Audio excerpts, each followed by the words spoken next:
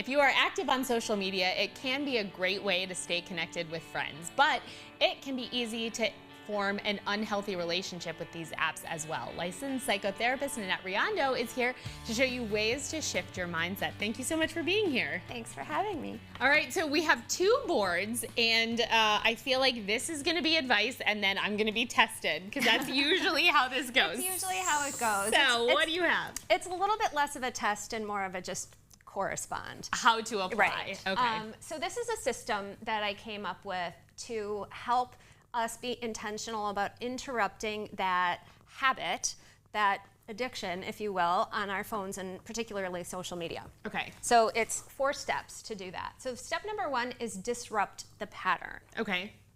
So this is just about making it harder for you to access, less automatic, because a lot of times when we're going onto our phone, we're not even thinking about it. It's just like we're totally doing it automatically, mindlessly, right? So over here, I have a couple of ideas, and you have the corresponding colors so you can mark them and we can organize them. So the first idea there is keep your phone in another room. Perfect. That could be like just during particular times, like maybe when you're sleeping, or maybe when there are just times of day you notice you're more likely to just mindlessly go on it.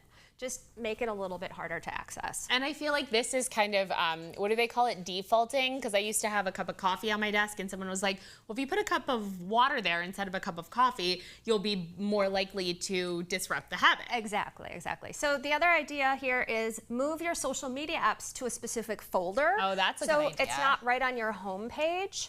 And it's, again, it's just one more step so that you're not doing it so automatically. Right. Also, you can use an app blocker to limit your access. I know you were mentioning that earlier.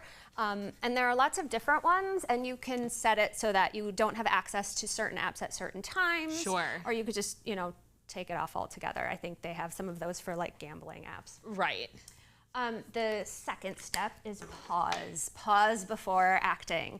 So this is about increasing awareness, bringing some intentionality to it. So the first one is more about just making it a little bit less easy to access. Right. And the second one is about bringing more intentionality to it. So turning off the autopilot and really deciding if we're going to or not. That's a really good idea, because I feel like sometimes when you stop and take a moment, it's that, am I really hungry or am I bored? Yeah. I feel like it's the same thing with this habit as well. Exactly. So some ideas for that, you could create a lock screen reminder. So make it when on your home screen, it could be like, are you sure? Right? Are you sure you want to do social media right now? Okay.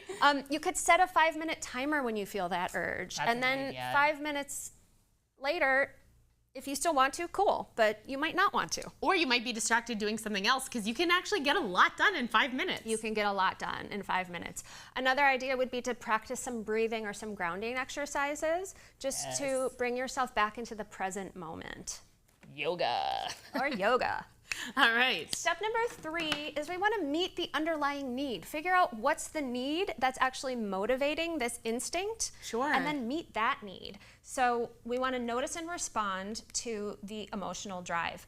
We might be avoiding something, or we might be seeking something. So for example, we could be avoiding feelings of loneliness or boredom, right? Or some task we have to do, right? Procrastination. Yeah.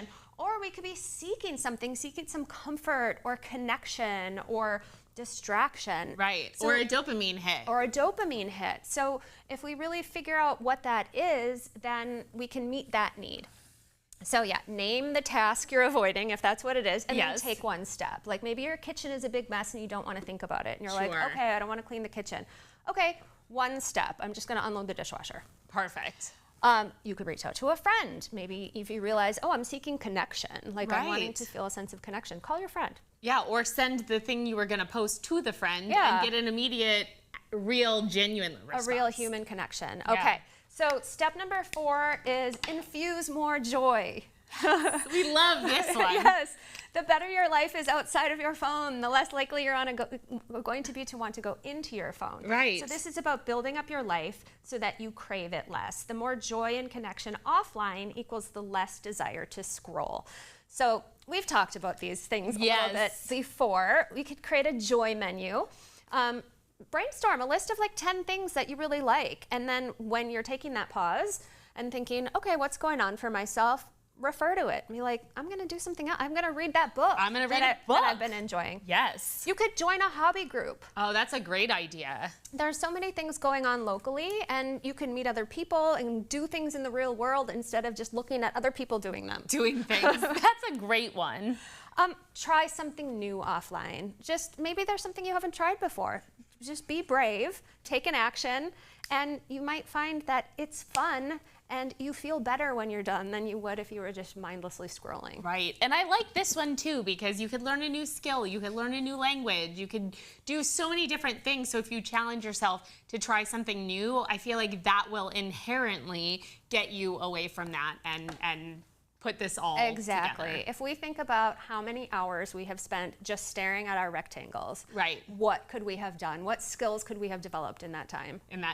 Well, Nanette, thank you so much for being here and for sharing all of this useful information with us. You're so I really welcome. appreciate it.